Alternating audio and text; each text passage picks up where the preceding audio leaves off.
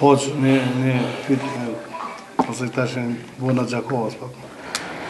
Problemet e vorret gratë mësë më shku në Varreza, do të thonë, me vizitu, po se që është, në disa lexime ose disa shpjegime të librave, do thonë e ka leju, do thonë, mandej mas e ka ndalu e leju. Disa libra që pe lexojmë, se më të mos komentimet të uhidit, të Ismail Bartoshit, që kanë bo, po thotë, argumentet po thotë atë nuk e ka leju, po ka leju vetëm për burra.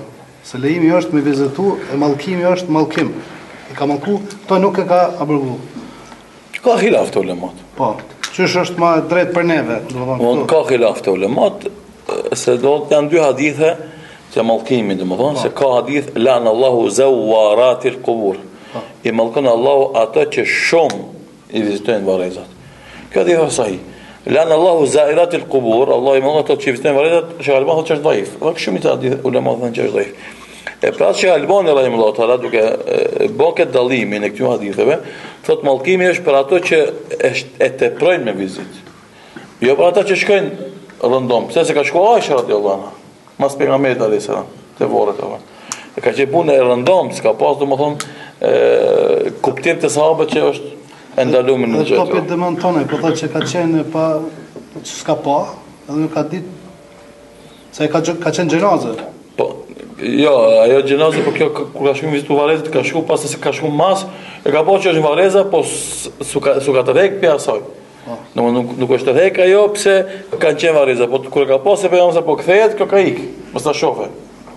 Për shembull, si të qoftë, ka khilaf të ulemat. Unë mendoj problemi të përkthimit është na për çfarë veta, jo. Po, te na domethënë mendoj se nëse shkon ndonjëherë për shembull afton gruaja të vorë i babës tonë ose gruaja më lë më shku të morët. Po, ose te për shkakun gruaja më shku te vori i babës ose nanës ose gruaja plak te vori i burrit për shembull afton. Unë mendoj se sprish punë sa është kjo punë ndonjëherë më shku. Nuk ka problem. Për kundra, disa hadithi që ka ardhur me alayhi salam wa rahmatullah.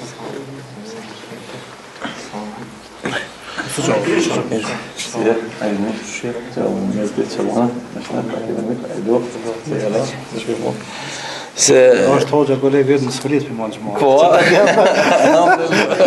Sfolis e mund mashallah se lehen bashkë islam po nuk kanë shumë mirë 7 vjet ose më shumë po alhamdulillah isi amin mashallah se ka losë thonë mirë familjen vet do lo po i kesh mirë alhamdulillah apo po në xhamat aty vallahi mirë tash hamdulillah shoqë panis me 3-4 vet po tash ku janë studentët e nxënësat ka të bën 3 safa gjyqësh mashallah alhamdulillah bashkë vallahi mirë alhamdulillah aty po ndresh ka aty po sa të vllaznia kanë drejt xhamin do të kanë ly Mehmeti ku kem ndajt Mehmeti ka bërë po ka prodhuar bukuria alhamdulillah bashkë tash na hodh po çom sipas procedurës. Desha më thonë këtë fjalë te puna e vizitës, se qëllimi i vizitës është me marrë mësim i gjalli dhe më dua për të vdekur.